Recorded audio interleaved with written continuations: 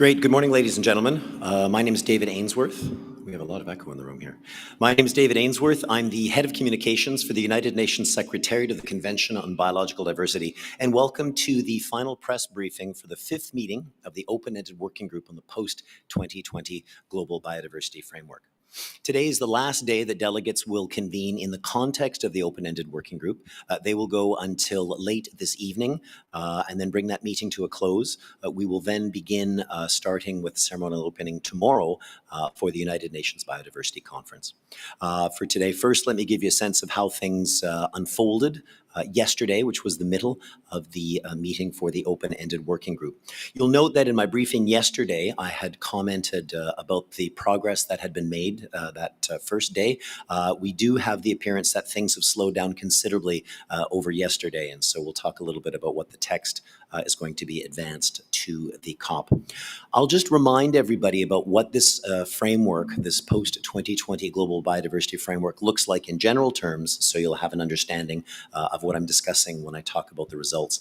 So remember that the framework has an overall goal, which is related to the 2050 vision of the convention, which is a place where biodiversity loss is halted, where it's restored, and people are living in harmony with nature in a sustainable way.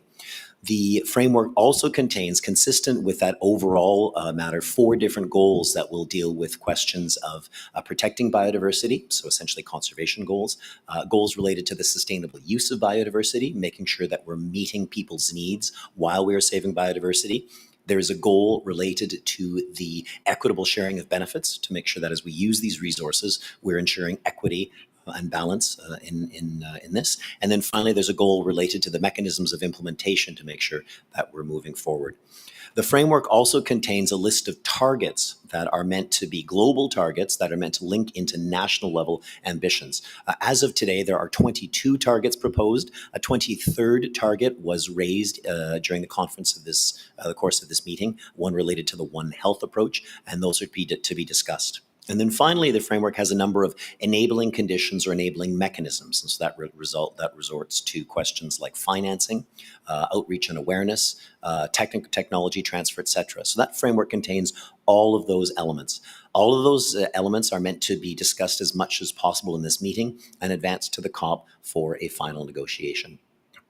As you'll remember, when we started this meeting, the delegates had a text called the Nairobi text, which was something that had been negotiated this summer in Nairobi, Kenya. That text was full of a lot of brackets, which meant that these different discussions resulted in no clear consensus and multiple directions for people to move forward. The other text that people were looking at is something we call the Informal Advisory Group text. The Informal Advisory meeting was held at the end of September in Montreal, and that's where delegates really took a look at the text and in an informal setting came up with possible ways forward. So the Nairobi text and this so-called Montreal text were the basis for discussions over these last 2 days moving forward. As I mentioned to you the other day, we had a lot of progress where targets 20, 21, and 22 of the framework seem to be agreed. So these are targets relating to knowledge, targets relating to Indigenous peoples and traditional knowledge, and targets relating to gender that were moved forward. So we had consensus on that. I regret to say that over the course of the discussions yesterday, we don't have any new areas of consensus moving forward. So the groups that met yesterday, as you remember, they were all in the context of contact groups. Again, contact groups are these small negotiating groups where governments come together to discuss a lot of issues. Yesterday, we had one group that was discussing Target 17. Target 17 under the framework relates to biosafety and biotechnology. You'll remember that under the convention, the Cartagena Protocol on Biosafety deals specifically with the labeling, transport, and handling of living modified organisms, something we mostly refer to as genetically modified organisms. So there's a target that relates to biotechnology and the question of risk assessment on these different matters as well. There was a friend of the chair group that discussed on it, and while they covered a lot of that item on Target 17, they had no clear consensus. So they focused on a lot of clear terms. And they're looking at questions of the idea of adverse, looking at synthetic biology, etc. So the text on this is still being discussed. The reason this is important is because the framework does need to make sure it's still addressing questions of living modified organisms. So that text will be advanced, but not with brackets as well. Contact group number 2 met also. Contact group number 2 was mandated to look at some of the first targets in the framework. So targets 1, targets 4, 5, and 6, and then also target 2 and 7. Those targets relate to what's called preventing extinctions, or the status of biodiversity. So these are ones that look at specific areas related to the matters of species protection. You'll note that target 3 isn't listed there, and that's the one about dealing with the question of protected areas. So again, they had a number of discussions, but they don't have anything final on that as well. There were discussions on the question of land versus sea use change. They talked about the notion of spatial planning and should that be participatory enough in this matter. So in short, without going to technical details, these first targets, again, they're still under discussion with brackets that are looking at moving forward as well.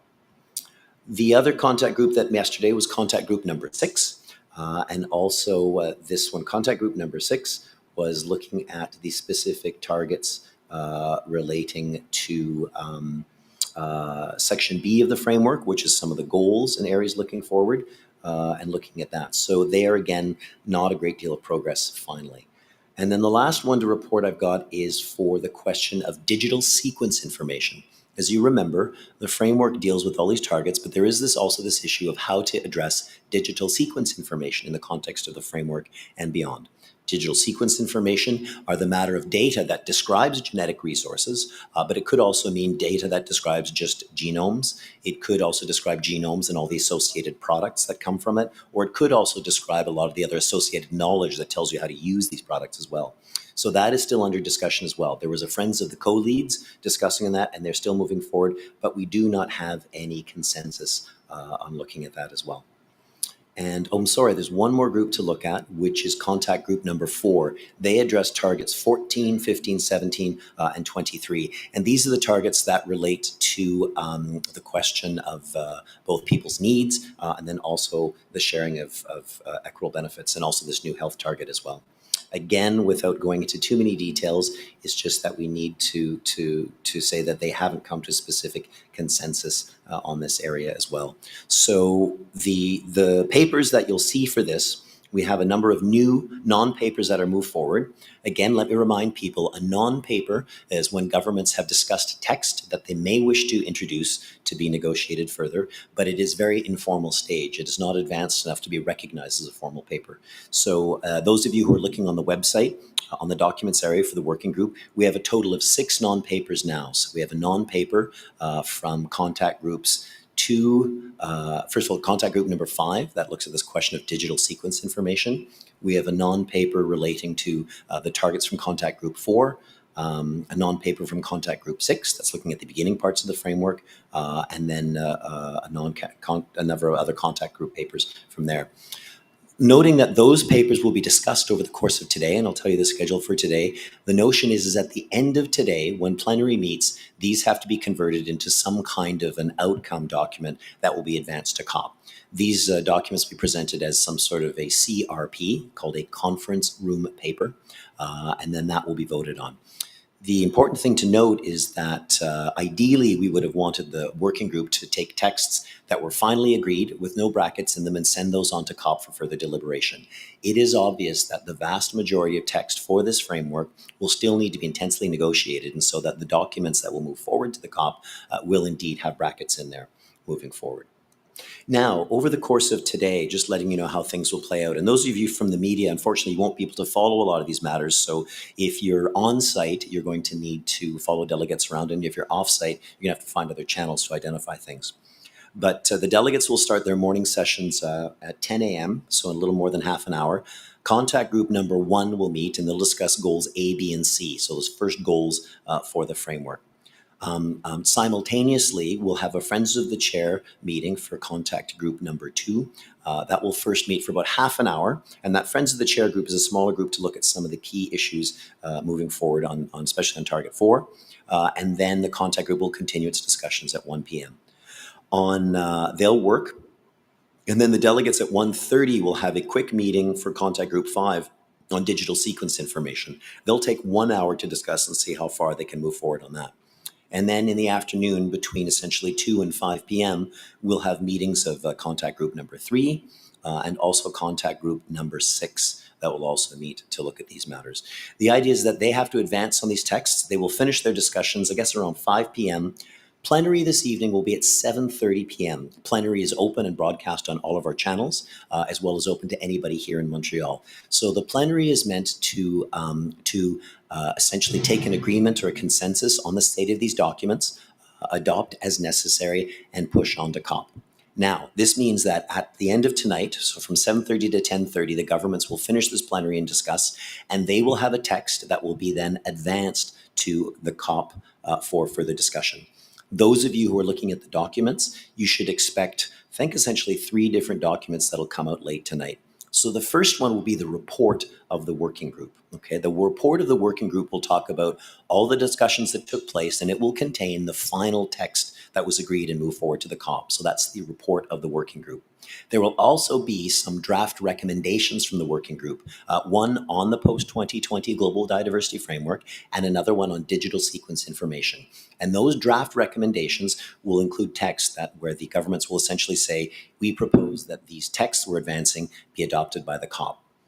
So those things will move forward. Those draft recommendations are taken up by the COP, and they would then indeed become decisions later on. But I do want to emphasize that at this point in time, it's very clear that whatever work the open-ended working group has done, it will not produce a final text for the COP. Delegates over the next 2 weeks will indeed need to and expect to move forward on a lot of negotiations for this framework while they're still advancing in other parts of it as well. It is going to be indeed a great deal of challenge. Let's see here. We're in the last day. One thing I'll just also remark is that we're one day before the COP, and there's some other activities. I do want to mention that one of the biggest things happening is today we have a youth summit taking place here in Montreal. The youth summit is organized by the Global Youth Biodiversity Network, GYBN, and that summit is actually taking place starting right now in Old Montreal in a place called Quai Alexandre. They are currently, let's see what time is now, 9:30. I think they're beginning the Indigenous blessing right now for the meeting, and then they'll have welcoming speeches very soon. The welcoming speeches will have Mayor Valérie Plante, Mathieu Lacombe, Jules Gourmet, who's representing the COP15 presidency, our executive secretary, Elizabeth Maruma Mrema, and also Sveta Strota and Christian Schwarzer from the Global Youth Biodiversity Network. This youth summit will take place all day today, all day tomorrow, and it'll be a good opportunity. You can check on our website to take a look at it. And if you're in Montreal, I hope that actually a number of you are actually ready to head down for that summit. I do remark that as part of the summit, there will be an appearance by the United Nations Secretary General at youth events over the course of the day. And we'll see the Secretary General here on site tomorrow for the press event, a number of press events, as well as also the opening of the meeting. So those are the events that are taking place today. That Youth Summit is extremely important. As you know, our framework is all about mobilizing a lot of other elements moving forward, a lot of other parts of society for the work that we're doing. I guess the other bits of information I would transmit now before we open up the floor to questions, and you can put your questions in the YouTube chat and also in the Interactio chat as well. I'll pick them up in a minute. Just want to remind everybody that tomorrow the 6th is the ceremonial opening of the UN Biodiversity Conference. I'll remind you that first of all at 9 a.m. there will be a press conference here featuring the participation of China, the Chinese presidency. Minister Huang Rongqiu will be here. We'll also have Minister Stephen Guilbeault from the host country, from Canada. We'll have the Executive Director of the United Nations Environment Program, Inger Anderson, and we'll also have Elizabeth Maruma Mrema, who was the Executive Secretary of the Convention on Biological Diversity. That'll be taking place here between 9 and 10. We do expect that there will be some sort of media availability of the Secretary General. Details are forthcoming for that. The ceremonial opening for the United Nations Biodiversity Conference takes place in the plenary room on the 5th floor starting at 3:15 till 5 p.m. And we'll have speeches from the Secretary General, speeches from the Prime Minister of Canada, speeches from different levels of government in Canada, the COP15 presidency, etc. And that'll move forward. Media representatives who may be listening to this live or may look at the recording I will remind you that we're going to be sending out an announcement very soon about the provisions to get video equipment into the building here. If you have extensive video equipment and you need to bring it in on vehicles, there will be a screening procedure that we'll send to you, probably I'm hoping in the next hour, explaining where to do that. Those vehicles need to be screened off-site and then brought in by convoy. You'll need to do that very early. Media who wishes to bring their equipment into the building, just hand delivering it, there'll be a procedure outlining there. But I do want to emphasize for media that any television equipment that's very, very large, you want to get here early in the day, bring it in and set it up both in this press conference room as well as in the plenary area. Don't wait until the last minute for any of those things as well. I have those. Let me just turn to my computer now, see if I can get on my Interactio channel and see if there are any questions. While I'm there, if there are any questions on the floor, although to be honest, I see mostly my staff here, and they may have questions, but they can ask me in another setting. Let me just take a look at the schedule and see if we've got anything on the go.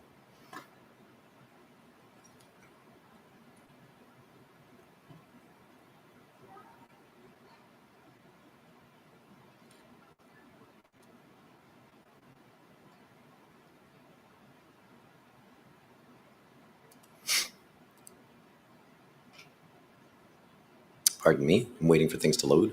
A slow internet connection already.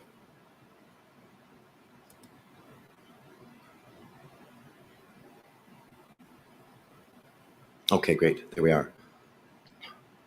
Okay, I don't see any questions so far from anybody in the chat or any other matters right now. I'll wait a few minutes because I know that the YouTube is somewhat delayed as well. Are there any questions from the floor? Actually, I see one representative of the media. I know he asked me a question yesterday about the question of Metro passes for everybody. And I don't have any reports on the Metro passes yet. Just letting everybody know that transport for participants was advertised to be available with these STM cards. As you might know, we now have far above the number of people that we had anticipated coming into the meeting. And so now we certainly were above 18,000, possibly 19,000 people right now. So we may have a shortage of these cards. I don't have any news on it yet. I'm hoping that we can have it move forward. I do have a question I see here. So Sarah Schoenhardt, she says, do you have a breakdown of registered attendees for this year's comp? I understand there'll be a large corporate executive presidents and wonder how that compares to last year's. And she's with E&E News. So Sarah, I don't have in front of me directly the specific figures. I'll email those to you later on. But indeed, it's true that we've got more participation from the business community and more participation from the finance community than we've ever had before. Noting that we will indeed have both a Business and Biodiversity Day summit and also a finance summit taking place in the middle of the conference around the 11th and 12th of December. And we've got a greater presence. As you know, the Global Biodiversity Framework provides for the participation of all stakeholders, including business. And we're seeing a greater mobilization of that, including groups like Act for Nature, Business for Nature, who indeed have made some very strong proposals related to Target 15 on questions of business. So we have a great presence before, and I think we're expecting to see a lot more of them involved in the course of this meeting. So thank you for your question, Sarah. Let me see any of the questions on the... Yeah, I don't see any questions there. Anything else on the chat? Okay, oh yes, my colleague Terry's going to ask a question, but it's probably making sure I haven't forgotten to give him some. Maybe could we get a mic to Terry? Thanks.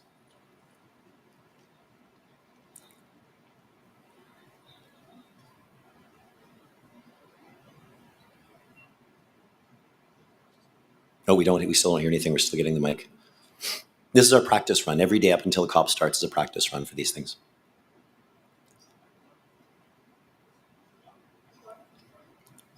We seem to have a mic that's not working.